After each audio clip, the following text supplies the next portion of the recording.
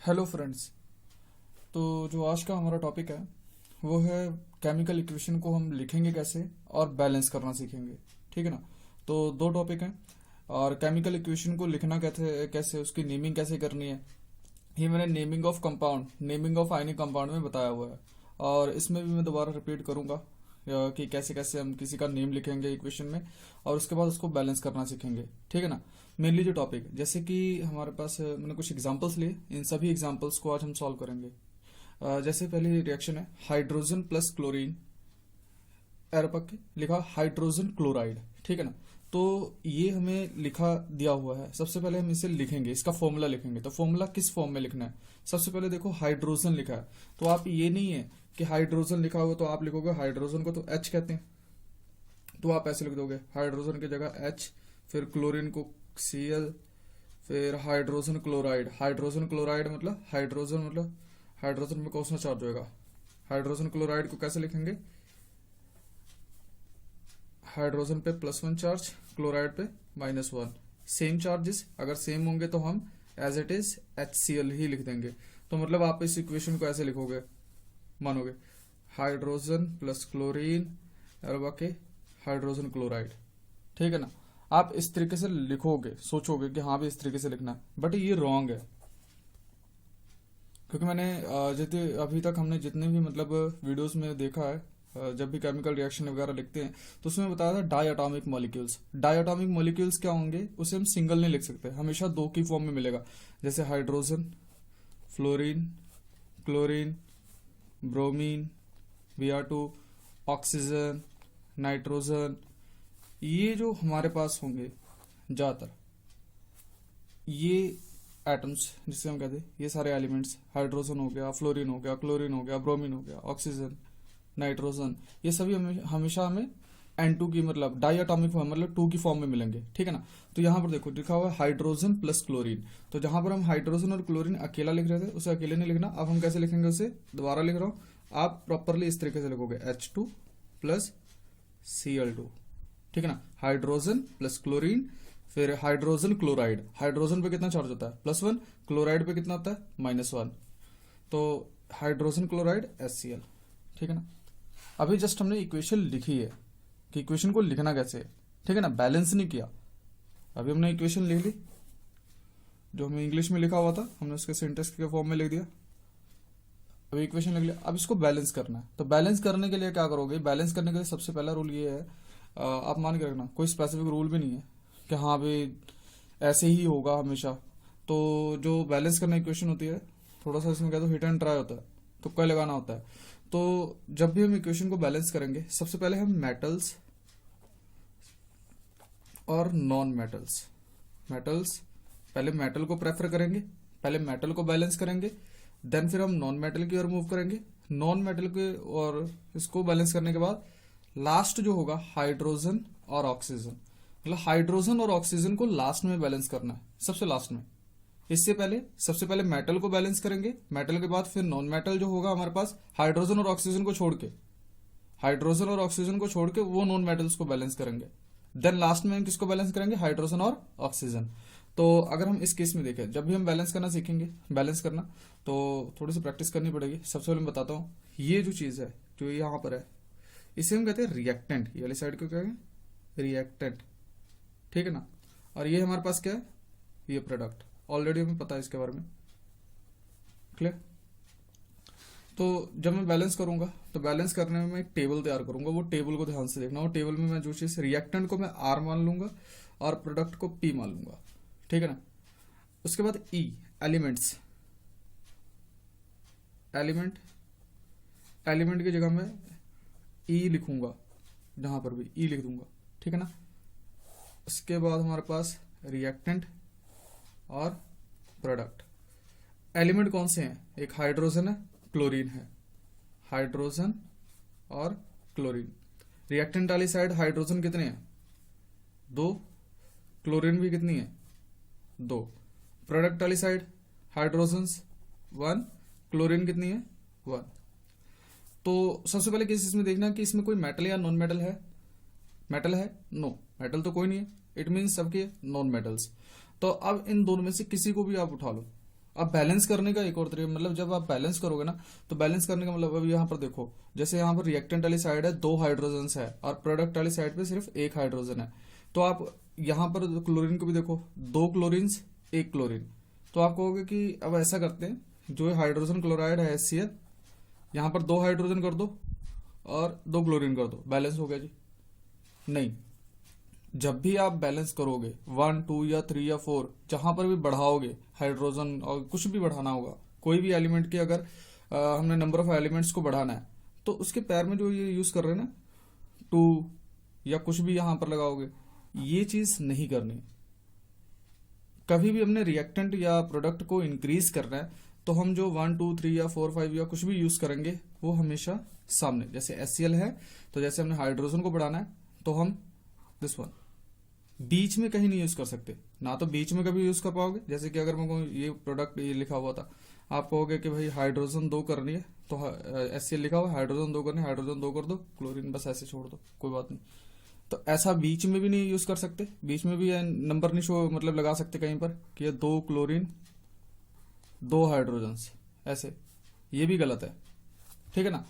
तो अगर ये कंपाउंड जैसे ये दिया हुआ है HCl हाइड्रोजन क्लोराइड, तो इसके सामने, इसके नीचे भी नहीं यूज कर सकते, ठीक है ना, लगाने के लिए जो भी 1 2 3 वगैरह। तो हम क्या करेंगे, अब यहाँ पर नोटिस करो कि इनमें से दोनों में से किसी को ही पकड़ दो, तो मैं हाइड्रोजन को ही पकड़ देता हूँ, ठीक है ना। तो रिएक्टेंट वाली साइड 2 है और यहाँ पर कितने 1, तो हम यहाँ पर इसे 2 से मल्टीप्लाई करवाते हैं। प्रोडक्ट वाली साइड जहाँ पर हाइड्रोजन है, अगर हम वहाँ पर 2 से मल्टीप्लाई करवा दें तो इक्वेशन कैसे बन जाएगी, तो ये इक्वेशन दी है। तो अगर मैं देखूँ H2 प्लस Cl2 एरो लिखूं, उसके बाद HCl मैंने 2 से मल्टीप्लाई करवाया, हाइड्रोजन को 2 से मल्टीप्लाई, तो 2 से मल्टीप्लाई करवाओगे हाइड्रोजन को, इसका मतलब ये नहीं है कि सिर्फ ये ऐसे लिख दोगे, ये ऐसे लिखोगे, ठीक है ना, 2HCl, ना कि ऐसे ना लिख देना कि हाँ भी H2Cl, ये लो जी मैंने ऐसे कर दिया, ये गलत है, क्लियर। इस फॉर्म में करोगे। जब आपने ऐसा किया तो इससे क्या होगा, इसे क्या होगा, अब इसका भी टेबल तैयार कर लो। हमने 2 से मल्टीप्लाई किया और उसकी इक्वेशन लिख दी, इक्वेशन लिखने के बाद इसका टेबल देखो अब क्या क्या चीजें रह गई हैं बैलेंस होने के लिए, ठीक है ना। तो अगर हम टेबल बना ले, element, reactant and product. Element है हमारे पास हाइड्रोजन क्लोरीन, क्लियर। तो हाइड्रोजन हमारे पास कितनी होगी 2 और प्रोडक्ट का साइड भी कितनी होगी 2। अब चेक करो क्लोरीन्स, यहाँ पर क्लोरीन कितनी है 2 और यहाँ पर भी क्लोरीन 2 के साथ मल्टीप्लाई, 2 हाइड्रोजन्स 2 क्लोरीन, तो क्लोरीन ऑलरेडी कितनी होगी 2। ये तो इक्वेशन बैलेंस होगी, ठीक है ना। ये इक्वेशन इजी थी बैलेंस करना, क्लियर। तो हर जगह हम यही चीज अप्लाई करेंगे इक्वेशन को बैलेंस करने के लिए। तो जैसे अगर नेक्स्ट इक्वेशन करें, नेक्स्ट में देखो जैसे दिया हुआ है barium chloride plus aluminium sulphate, फिर उसके बाद प्रोडक्ट वाली साइड दिया barium sulphate plus aluminium chloride. अब हम इसको बैलेंस करना सीखेंगे, ठीक है ना। तो अगली जो इक्वेशन है हमारे पास barium chloride plus aluminium sulphate, product वाली साइड बेरियम सल्फेट और एल्यूमिनियम क्लोराइड। सबसे पहले तो ये हमें इंग्लिश में दिया हुआ है, ठीक है ना, सिंपल नेम दिया हुआ है कि हाँ भाई ये चीज है। सबसे पहले हम इसके केमिकल फॉर्मूले लिखेंगे। तो केमिकल फॉर्मूले लिखना मैंने पहले बताया हुआ है, नेमिंग ऑफ आयनिक कंपाउंड। आप वहां पर पूरे तरीके से देखना, वहां पर वो वीडियो देखने के बाद आपको पता लग जाएगा कि फॉर्मूले कैसे लिखना है। फिर भी यहाँ पर मैं थोड़ा सा रिपीट कर रहा हूँ कि जैसे बेरियम क्लोराइड है तो बेरियम क्लोराइड को किस तरीके से लिखेंगे। तो बेरियम क्लोराइड सबसे पहले हम रफली वर्क कर लेते हैं। रफ में हम क्या वर्क करेंगे बेरियम क्लोराइड के लिए, नेमिंग ऑफ, अगर हम कहें बेरियम क्लोराइड, तो बेरियम क्लोराइड, बेरियम अगर हम कहें Ba, तो बेरियम दूसरी सीरीज है मेटल की, तो इसमें Ba+2 चार्ज होगा और क्लोराइड, क्लोराइड पे कितना होगा -1, ठीक है ना। तो ये दोनों, इसका 2 इसके पैर पे, इसका 1 इसके पैर पे, तो ये नेम कैसे बन जाएगा BaCl2। 1 को शो करने की जरूरत नहीं है, ठीक है ना। तो बेरियम क्लोराइड का हमें केमिकल फॉर्मूला पता लग गया BaCl2, क्लियर। तो ये जो चीज है ना, Ba पे चार्ज कितना होता है, मैं बार बार कह रहा हूं, नेमिंग ऑफ आयोनिक कंपाउंड। सबसे पहले वो वीडियो को देखनी है। तो वो वीडियो में देखोगे आपको नेमिंग करनी आ जाएगी। जैसे एल्यूमिनियम सल्फेट है तो एल्यूमिनियम सल्फेट का फॉर्मूला कैसे लिखेंगे, एल्यूमिनियम सल्फेट। अब इसकी नेमिंग करने जा रहे हैं, ठीक है ना। ये जस्ट अभी आपको नेमिंग करनी बता रहा हूँ कि भाई किस तरीके से हम फॉर्मूला लिखेंगे। एल्यूमिनियम सल्फेट, तो एल्यूमिनियम, एल्यूमिनियम जो है मेटल की हमारी थर्ड सीरीज में आती है। तो एल्यूमिनियम पे कितना चार्ज होता है, +3। और सल्फेट, सल्फेट को कहते हैं SO4, इस पे कितना चार्ज होता है, -2। तो इसका 3 इसके पर पे, इसका 2 इसके पर पे, ये बन जाएगा Al2। और यहाँ पर SO4 है, 2 एटम्स है, जैसे एक हमारे पास 2 एलिमेंट्स है, सल्फर और ऑक्सीजन। तो इसे ब्रैकेट यूज करना, ब्रैकेट में यूज करना है, ठीक है ना। SO4 और ब्रैकेट के बाहर क्या आ जाएगा, 3। क्लियर। ये एल्यूमिनियम सल्फेट का भी नेम हो गया। अब आ गया बेरियम सल्फेट, इसका है बेरियम सल्फेट। तो बेरियम सल्फेट का भी नेम देख लेते हैं भाई। केमिकल नेम तो हमें पता ही है, वैसे दिया ही हुआ है, बेरियम सल्फेट। तो बेरियम सल्फेट, तो बेरियम सल्फेट पे क्या होगा, बेरियम पे कितना चार्ज, बेरियम कौन सी सीरीज पे है, दूसरी सीरीज पे, Ba, इस पे चार्ज +2। और सल्फेट को कहते हैं SO4, ठीक है ना। SO4 पे कितना चार्ज होगा, -2। दोनों सेम, अगर दोनों सेम हो गए तो वैसे तो कैंसिल वगैरह करके 1 कह देते हैं, बट मैं एज इट इज कहूंगा, अगर सेम आ गए तो एज इट इज लिख दो बस, BaSO4। तो इसका जो बेरियम सल्फेट है इसका नेम कैसे लिखो, BaSO4, दिस वन, ठीक है ना। तो मेरे हिसाब से कितने नेम हो गए, बेरियम क्लोराइड का भी पता लग गया, एल्यूमिनियम सल्फेट का भी पता लग गया, बेरियम सल्फेट का भी पता लग गया। अब लास्ट है एल्यूमिनियम क्लोराइड, इसका नेम पहले देख लिया, एल्यूमिनियम। तो मैं थोड़ा सा जल्दी में लिख के कुछ भी आप समझ जाओगे कि भाई यहाँ पर क्या लिखना चाहता हूँ, एल्यूमिनियम क्लोराइड।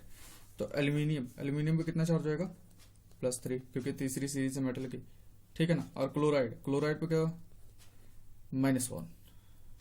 क्लियर। तो क्लोराइड पे -1, इसका 1 इसके पर, इस पर 3, तो ये बन जाएगा AlCl3। तो मैं सारे जितने भी मुझे नेम दिए थे उसका मुझे नेम पता लग गए, ठीक है ना, जस्ट। क्लियर, सभी का नेम पता लग गया। इनकी नेमिंग कैसे करनी है, नेमिंग ऑफ आयनिक कंपाउंड, ठीक है ना, कि बेरियम पे +2 चार्ज होगा, क्लोराइड पे -1 होगा, ये चीज ध्यान से वहां से देख लेना, ठीक है ना। मैंने यहाँ पर फिर भी थोड़ा बहुत बता दिया है, अगर पिछली वीडियो देखी होगी तो यहाँ पर थोड़ा और इजी लगेगा, रिपीट हो जाएगा, ठीक है ना। अब हम जो जो चीजें हमने नेमिंग की है, बेरियम क्लोराइड, तो बेरियम क्लोराइड का फॉर्मूला BaCl2, तो हम लिख देते हैं इक्वेशन BaCl2। फिर उसके बाद एल्यूमिनियम सल्फेट, एल्यूमिनियम सल्फेट यही है, Al2SO4 3। फिर उसके बाद बेरियम सल्फेट, तो बेरियम सल्फेट BaSO4, BaSO4, ठीक है। उसके बाद हमारे पास क्या है, एल्यूमिनियम क्लोराइड, AlCl3, ठीक है ना। तो इसकी नेमिंग मैंने यहां पर भी बता दी, यहीं से चाहे याद कर लेना, बट मैं कहूंगा वीडियो देखो, वहां पर हर एक सभी कंपाउंड की नेमिंग करनी आपको आ जाएगी, ठीक है ना। अब हमने जो हमें इंग्लिश में लिखा हुआ था, barium chloride, aluminium sulphate, barium sulphate, aluminium chloride, तो इसकी हमने इसका जो है केमिकल फॉर्मूला लिख लिया। अब ये बैलेंस नहीं है, क्योंकि यहाँ पर देखो 2 एल्यूमिनियम है, यहाँ पर 1 एल्यूमिनियम है, तो हमारा मेन मोटिव क्या है, बैलेंस करना। तो बैलेंस करने के लिए मैंने आपको बताया, सबसे पहले आप लिखोगे एलिमेंट्स, फिर रिएक्टेंट वाली साइड में कितने एलिमेंट्स हैं और प्रोडक्ट वाली साइड में कितने एलिमेंट्स हैं, ठीक है ना। तो फर्स्ट ऑफ ऑल मैं टेबल, और बैलेंस करने के लिए सबसे पहले किसको प्रेफर करेंगे, मेटल्स, देन उसके बाद नॉन मेटल्स, लास्ट में हाइड्रोजन और ऑक्सीजन, ठीक है ना। तो वही चीज करनी है, इसके अलावा कुछ नहीं करेंगे हम। सबसे पहले टेबल तैयार करेंगे एलिमेंट के लिए, और एक हो गया रिएक्टेंट और एक हो गया प्रोडक्ट, ठीक है ना। तो एलिमेंट हमारे पास क्या है, एलिमेंट देखा जाए यहाँ पर एक बेरियम एलिमेंट है, तो Ba, एल्यूमिनियम Al, और क्या नजर आ रहा है, सल्फर, देन ऑक्सीजन, उसके बाद क्लोरीन। देखो ना, barium, aluminium, sulphur, oxygen, chlorine, ठीक है ना। तो ये हमारे पास है। अब रिएक्टेंट वाली साइड में चेक करो बेरियम कितने हैं, यहाँ पर बेरियम कितना है, 1, तो रिएक्टेंट वाली साइड में 1 ही लिख दिया। और रिएक्टेंट वाली साइड में अगर चेक करें, दूसरी साइड चेक कर लेते हैं बेरियम कितना है। प्रोडक्ट वाली साइड में बेरियम कितना, एक ही है, तो एक ही लिख दिया। एल्यूमिनियम रिएक्टेंट वाली साइड में Al2 मतलब 2 है, तो मैंने 2 लिख दिया, और यहाँ पर एक ही है, 1 लिख दिया। सल्फर यहाँ पर कितने हैं, देखो यहाँ पर लिखा है SO4, ब्रैकेट के बाहर 3 है, तो इसका मतलब है SO4 3 बार है, SO4 3 बार है, ठीक है ना, SO4, तो सल्फर कितनी बार है यहाँ पर, 3 बार, और यहाँ पर सल्फर कितनी है, ओनली 1 है, ठीक है ना। और ऑक्सीजन यहाँ पर देखो, अगर ये 3 बार है तो यहाँ पर 4 3 12, 4 × 3 कितना आ जाएगा, 12 आ जाएगा। तो ऑक्सीजन कितनी है, 12, और यहाँ पर ऑक्सीजन कितनी है, 4, और लास्ट हमारे पास बचा क्लोरीन। तो क्लोरीन यहाँ पर कितनी है, रिएक्टेंट वाली साइड सिर्फ 2, और यहाँ पर कितनी है, 3। चलो हमारा ये टेबल तो तैयार हो गया। अब हमारा काम रहेगा सिर्फ बैलेंस करना, ठीक है ना। तो बैलेंस करना क्या है, अब ध्यान से देखो, सबसे पहले हम मेटल्स को प्रेफर करेंगे। तो मेटल यहाँ पर कौन है, बेरियम है, एल्यूमिनियम है, ठीक है ना। सबसे पहले हम फोकस मेनली करेंगे मेटल्स पे। तो बेरियम देखा जाए 1 1 है, बेरियम तो इस टाइम यहाँ पर बैलेंस नजर आ रहा है, तो बेरियम को हम टच नहीं करेंगे, एल्यूमिनियम को टच करेंगे, क्योंकि एल्यूमिनियम देखो रिएक्टेंट वाली साइड पे 2 है और प्रोडक्ट वाली साइड पे 1। तो हम क्या करेंगे, प्रोडक्ट वाली साइड पे एल्यूमिनियम जहां पर है उसे मल्टीप्लाई किससे करवाएंगे, 2 से, ठीक है ना। अगर हम 2 से मल्टीप्लाई करवाएंगे फिर क्या होगा देखते हैं। तो यहाँ पर 2 हो जाएगा, यहाँ पर 2 हो जाएगा, एल्यूमिनियम बैलेंस हो जाएगा ना। चलो इक्वेशन लिखते हैं पहले, जब 2 से मल्टीप्लाई करो इक्वेशन क्या बन जाएगी, इक्वेशन बनेगी हमारे पास BaCl2 वैसे ही रह जाएगा, Al2 SO4 3 के, फिर BaSO4 प्लस इधर वाली साइड एल्यूमिनियम है, इसी को हमने क्योंकि प्रोडक्ट वाली साइड पे एल्यूमिनियम जहाँ पर 2 से मल्टीप्लाई करवा दी, तो आप 2 से मल्टीप्लाई 2AlCl3, ठीक है ना। और ऐसा मत कर देना कि भाई AlCl3 लिखा हुआ है 2 से मल्टीप्लाई करवाना, 2 बार बढ़ाने से, तो ऐसे लिख दोगे, ये गलत है। मैंने कहा था बीच में कभी नहीं लिख सकते, ठीक है ना, कंपाउंड दे हुआ सामने से, तो 2 बार मल्टीप्लाई करवाया, इससे क्या हुआ, एल्यूमिनियम तो बैलेंस हो गया। अब इसका भी टेबल तैयार कर लेते हैं। अब ये न्यू इक्वेशन बन गई, अब इसका टेबल तैयार करो, same similar table, element, reactant और देन प्रोडक्ट। तो एलिमेंट हमारे पास barium, aluminium, sulphur, oxygen and chlorine, clear. तो बेरियम तो बैलेंस ही है और एल्यूमिनियम भी बैलेंस हो गया, 2 2 हो गए। इससे और क्या फर्क पड़ा, अगर हम चेक करें सल्फर पे, तो सल्फर देखो चेक करो, सल्फर पे कोई फर्क पड़ा नहीं, सल्फर तो यहाँ पर 3 ही है, तो 3 ही रहेंगे, यहाँ पर 1 है, 1 ही रहा, ठीक है।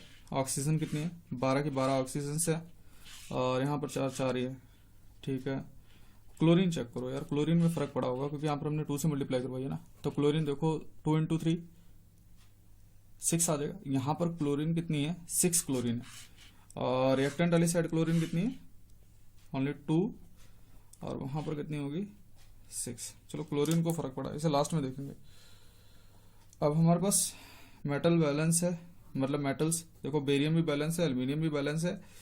अब हमारे पास नॉन मेटल्स बचे, नॉन मेटल्स मतलब सल्फर, ऑक्सीजन, क्लोरीन, ये तीनों चीजें बची। अब ये जो तीनों चीजों में से ऑक्सीजन जो है, हमें पता है ऑक्सीजन को लास्ट में बैलेंस करना है, मतलब सल्फर और क्लोरीन में किसी को भी उठा लो। सल्फर देखो मेटल तो बैलेंस होगी, 1 1 2 2 जो भी है, ठीक है ना, मेटल्स बैलेंस होगी। मेटल के बाद मैंने क्या कहा था, नॉन मेटल। नॉन मेटल में से किसको प्रेफर करेंगे, ऑक्सीजन और हाइड्रोजन को छोड़ दो, बाकी दोनों में से किसी को बैलेंस करो, सल्फर को उठा लो चाहे क्लोरीन को उठा लो। तो मैं सल्फर को नोटिस करता हूँ, सल्फर यहाँ पर कितनी है, सल्फर रिएक्टेंट वाली साइड में कितनी है, 3, प्रोडक्ट वाली साइड में कितनी है, 1।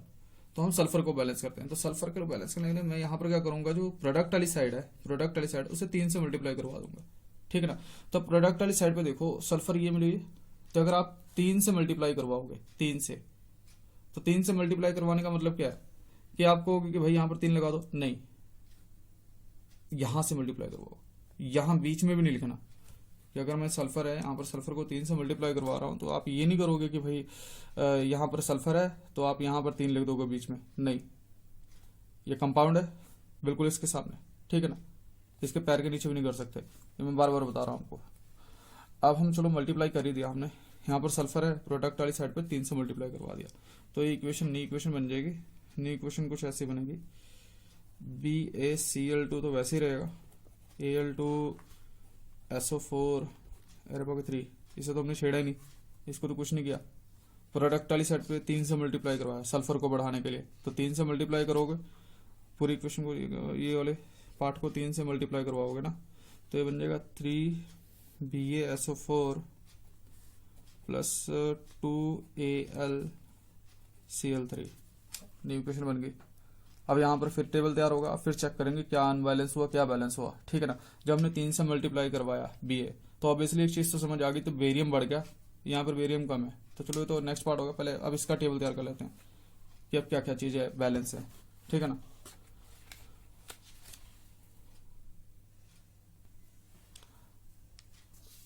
तुमने क्या किया था,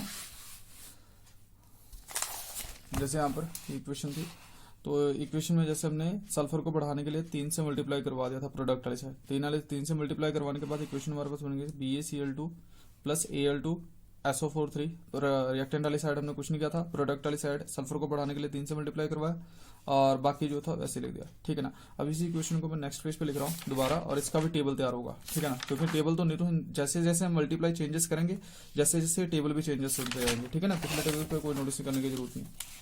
तो आप देखने, अब हम इसका टेबल तैयार करें, तो इसका टेबल फिर वही सेम चीज, न्यू इक्वेशन का एलिमेंट देन रिएक्टेंट और देन हमारे पास आ जाएगा प्रोडक्ट। तो एलिमेंट जैसे बेरियम, एल्यूमिनियम और sulphur, oxygen and then chlorine. तो बेरियम देखा जाए, बेरियम यहाँ पर कितनी है, ओनली 1, और यहाँ पर कितनी है 3। भाई मेटल गड़बड़ होगी, पहले बैलेंस थी अब गड़बड़ होगी। और एल्यूमिनियम देखा जाए, एल्यूमिनियम कितना है यहाँ पर, एल्यूमिनियम यहाँ पर 2 है, तो वहां पर भी एल्यूमिनियम 2, एल्यूमिनियम तो बैलेंस है। सल्फर देखो, सल्फर यहाँ पर कितनी है 3, रिएक्टेंट वाली साइड और प्रोडक्ट वाली भी साइड 3, भाई ये तो बैलेंस हो गया। ऑक्सीजन चेक कर लेते हैं, ऑक्सीजन 3 चौके 12 ऑक्सीजन, और यहाँ पर भी चेक करो 3, और इसके पैर में जो है 3 × 4 जो भी है हमारे पास 12 हो जाएगा, तो ऑक्सीजन भी 12 होगी, बैलेंस है। क्लोरीन चेक करते हैं, तो क्लोरीन में गड़बड़ है, यहाँ पर क्लोरीन रिएक्टेंट वाली साइड में कितनी है 2, और यहाँ पर कितनी है 3। अब ये जो मेटल पहले बैलेंस था, अब ये अनबैलेंस हो गया, और बाकी जो एल्यूमिनियम, सल्फर, ऑक्सीजन ये बैलेंस है, क्लोरीन रहेगी। तो सबसे पहले अब देखो मेटल वाला बैलेंस हो गया, तो मेटल को जो अनबैलेंस है उसे बैलेंस कर देते हैं, ठीक है ना। प्रोडक्ट वाली साइड पे बेरियम कितने हैं 3, रिएक्टेंट वाली साइड पे कितने हैं 1, तो ऐसा करते हैं हम 1 को 3 से मल्टीप्लाई करवाते हैं जहां पर बेरियम है, तो ये जो इक्वेशन है यहाँ पर इसे हम 3 से मल्टीप्लाई करवा देंगे, तो बन जाएगा 3Pa, क्योंकि क्लोरीन को बाद में करेंगे ना, ये तो नॉन मेटल है, मेटल अनबैलेंस होगा तो मेटल को पहले देख लेते हैं। BaCl2 प्लस Al2SO4 और एरो पर लिखा 3, प्रोडक्ट वाली साइड में कुछ भी नहीं किया हमने, BaSO4 प्लस 2AlCl3। अब इसका टेबल तैयार करते हैं, क्योंकि अब हमने मल्टीप्लाई करवाया ना, चेंजेस किए हैं, तो इसका टेबल देखते हैं, फिर उसके बाद देखते हैं क्या चीजें बैलेंस है क्या अनबैलेंस है। एलिमेंट, रिएक्टेंट और देन हमारे पास प्रोडक्ट। शुरू में टाइम लगेगा, ठीक है ना, तो प्रैक्टिस करोगे तो मेरे हिसाब से टेबल वगैरह तैयार करने की जरूरत नहीं, आप देखते ही बता दोगे कि यहाँ पर ये चीज आएगी, ठीक है ना। तो यहाँ पर जो चीज है हमारे पास बेरियम एलिमेंट है, aluminium, sulphur, oxygen and then chlorine. तो बेरियम जो 1 था वहां पर अब 3 हो गया, 3 बेरियम हो गए, और यहाँ पर बेरियम 3 हो गया, ठीक है, ये तो बैलेंस हो गया। अब एल्यूमिनियम 2 है, ये भी बैलेंस है, क्लियर। सल्फर यहाँ पर 3 है और यहाँ पर भी 3 ही है, क्योंकि 3 है ना, 3 से मल्टीप्लाई करवाया था, 3Pa3, मतलब 3 ही बेरियम है, 3 ही सल्फेट है, बट ऑक्सीजन क्या है इसके पैर में 3 चौके 12, वो तो 12 ही होंगे, तो सल्फर भी बैलेंस है, ठीक है। ऑक्सीजन को नोटिस करते हैं, ऑक्सीजन यहाँ पर 12 है और यहाँ पर भी 12 ही है, बहुत अच्छी बात है यार, ये भी बैलेंस हो गया। अब लास्ट अगर देखें क्लोरीन रह गई थी ना, तो क्लोरीन यहाँ पर देखो प्रोडक्ट वाली साइड 2 और Cl3 2 × 3, जैसे अगर 2 × 3 ये कितने होंगे 6 हो जाएंगे, ठीक है ना। तो यहाँ पर भी 6 है, और रिएक्टेंट वाली साइड 3 × 2, हाँ भाई ये भी 6 है, ये बैलेंस है टोटल इक्वेशन देखो, ठीक है ना। तो हमारी फाइनल इक्वेशन क्या बनी, 3BaCl2 plus Al2 SO4 3 arrow पाके 3 BaSO4 plus 2Al Cl3। Clear? तो इक्वेशन को किस तरीके से बैलेंस करना है ये मैंने बता दिया, ठीक है ना।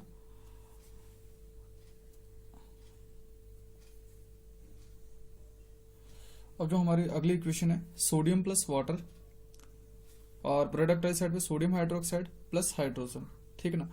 तो ये इक्वेशन थोड़ी इंपॉर्टेंट है। इस इक्वेशन में हम कुछ थोड़ी सी चीज नई सीखेंगे, ठीक है ना। तो वो नई चीज क्या होगी वो ध्यान रखना।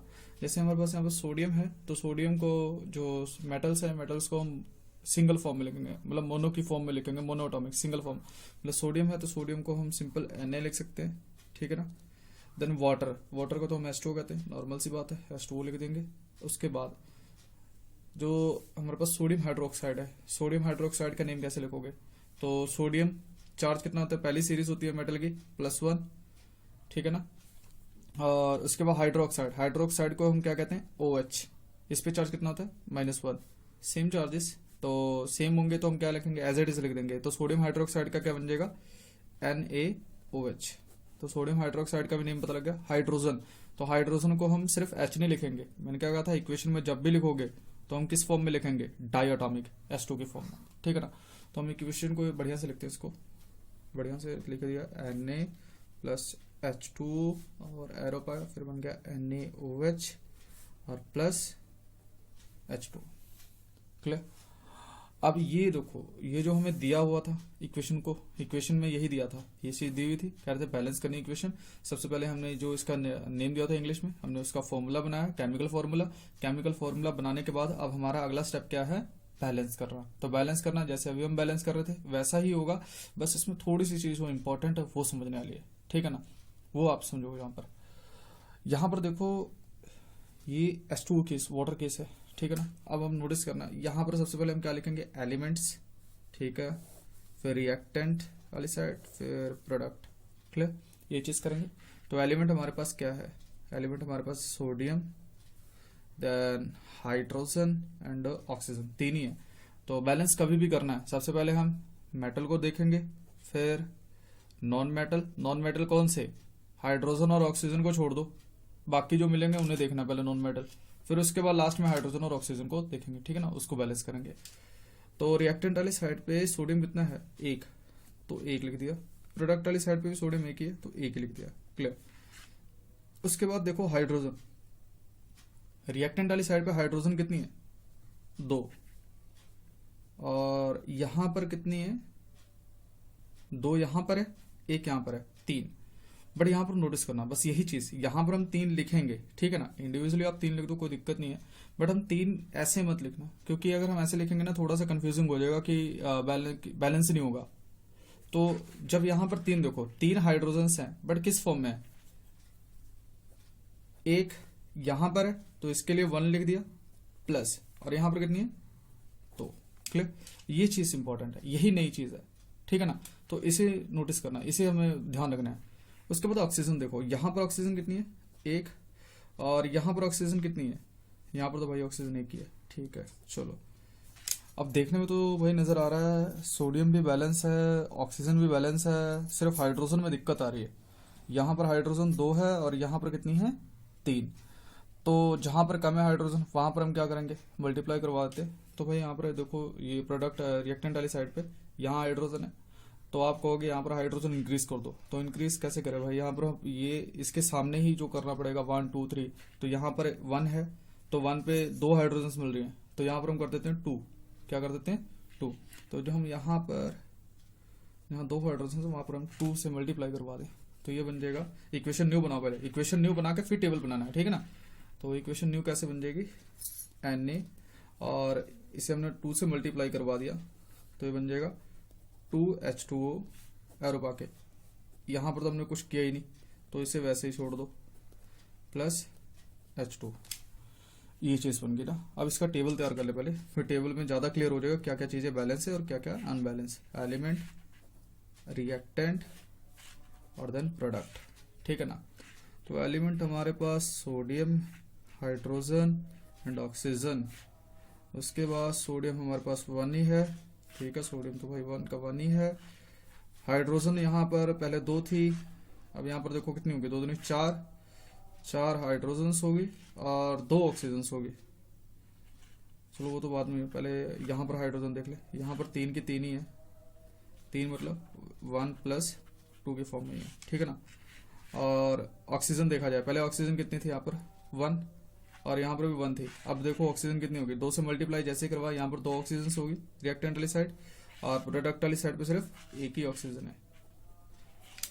तो मेटल तो बैलेंस है, यहाँ पर अब देखो हाइड्रोजन और ऑक्सीजन दोनों ही अनबैलेंस हो गए, तो हम क्या चेंज करेंगे, ठीक है ना। मेटल बैलेंस है, बात आ रही है ऑक्सीजन और हाइड्रोजन, ये लास्ट है, लास्ट स्टेप बैलेंस करने का। तो यहाँ पर नोटिस करो, यहाँ पर हम क्या चेंज कर सकते हैं। यहाँ पर सबसे पहले हम हाइड्रोजन को बैलेंस कर रहे थे, हाइड्रोजन फिर भी बैलेंस नहीं हुई, यहाँ पर 4 हाइड्रोजन होगी, 3 यहाँ पर होगी, रिएक्टेंट वाली साइड पे 4 होगी, यहाँ पर 3 होगी, बात तो वही खड़ी होगी ना, बैलेंस तो हुआ नहीं। तो यहाँ पर देखो, यहाँ पर लॉजिक लगाओ कि अगर हम प्रोडक्ट वाली साइड पे देखें, तो यहाँ पर अगर देखें 2 हाइड्रोजन यहाँ पर है, अगर हम यहाँ पर जो यहाँ पर 1 हाइड्रोजन है, जहाँ पर 1 हाइड्रोजन है, अगर हम वहां पर 2 से मल्टीप्लाई करवा दें तो 2 × 2 2 × 1 2 हो जाएगा, 2 2 + 4 हो जाएगा, तो हाइड्रोजन बैलेंस हो जाएगी, ठीक है ना। तो अगला स्टेप हम ये करते हैं यहाँ पर, तो हम क्या करेंगे, जहां पर 1 हाइड्रोजन है वो वाली इक्वेशन को वहां उससे मल्टीप्लाई करवाएंगे 2 से, ठीक है ना। तो यहाँ पर देखो 1 हाइड्रोजन यहीं पर है, तो हम इस पूरे को क्या करेंगे, ये वाली चीज को मल्टीप्लाई करवाएंगे 2 से। तो आप जो 2 से मल्टीप्लाई करोगे, नई इक्वेशन बन जाएगी Na + 2H2O एरो के 2NaOH + H2, ठीक है ना। अब टेबल तैयार करते हैं, तो टेबल में देखते हैं क्या चीज बैलेंस है क्या अनबैलेंस है, ठीक है ना। एलिमेंट, रिएक्टेंट और देन प्रोडक्ट, ठीक है ना। Na, हाइड्रोजन, ऑक्सीजन, तो Na यहाँ पर कितने 1 रिएक्टेंट वाली साइड, प्रोडक्ट वाली साइड पे 2 हो गए, भाई मेटल अनबैलेंस हो गया। चलो कोई बात नहीं, हाइड्रोजन चेक करते हैं, हाइड्रोजन 4 है, यहाँ पर भी हाइड्रोजन देखो 2 से मल्टीप्लाई किया, 2 हाइड्रोजन हो गए, 2 यहाँ पर हो गए, 4 हो गई, ये बढ़िया हो गया, 2 + 2, हाइड्रोजन तो बैलेंस है। ऑक्सीजन चेक की जाए, तो ऑक्सीजन यहाँ पर कितनी है, 2 ऑक्सीजन, और यहाँ पर देखो 2 से मल्टीप्लाई करो, ऑक्सीजन यहीं पर है ना, तो 2 से 2 है इसके साथ, तो यहाँ पर ऑक्सीजन भी कितनी है 2। हाइड्रोजन और ऑक्सीजन बैलेंस हो गई, पर जो हमारा मेन था मेटल, ये अनबैलेंस हो गया। तो चलो फिर कोई बात नहीं, ये तो इजी है। तो यहाँ पर देखो 2 है, यहाँ पर कितनी है 1, तो इस क्या करेंगे, सिंपल 2 से मल्टीप्लाई करवा दो। जब हम 2 से मल्टीप्लाई करवाएंगे तो यहाँ पर नोटिस करो, ये बन जाएगा 2Na, इसी को हम 2 से मल्टीप्लाई करवाएंगे ना, ये बन जाएगा 2Na + 2H2O एरो के 2NaOH + H2। तो मेरे हिसाब से सब बैलेंस है, चाहे टेबल बना के देख लेते, टेबल से चेक कर लेते हैं, ठीक है ना।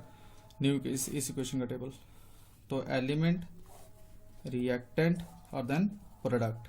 एलिमेंट हमारे पास सोडियम, देन हाइड्रोजन और उसके बाद ऑक्सीजन। सोडियम कितने हैं 2, तो रिएक्टेंट वाली साइड पे भी 2 है, प्रोडक्ट वाली साइड पे भी 2, क्लियर। उसके बाद चेक करो हाइड्रोजन 4, 2 यहाँ पर 2 यहाँ पर, तो भाई हाइड्रोजन दोनों साइड 4 ही हैं। ऑक्सीजन भी यहाँ पर 2 है और यहाँ पर भी ऑक्सीजन कितनी है 2। तो मेरे हिसाब से ये इक्वेशन बैलेंस है। यहाँ पर हमने न्यू चीज यही सीखी है कि हाइड्रोजन और ऑक्सीजन वाला जो, ठीक है ना, और इसको किस फॉर्म में लिखना है। तो ये 3 इक्वेशन थी, 3 इक्वेशन को बड़े ध्यान से करना है, ठीक है ना। तो इसमें हमने केमिकल इक्वेशन को लिखना कैसे वो सीखा और बैलेंस कैसे करना है वो भी सीखा, ठीक है ना।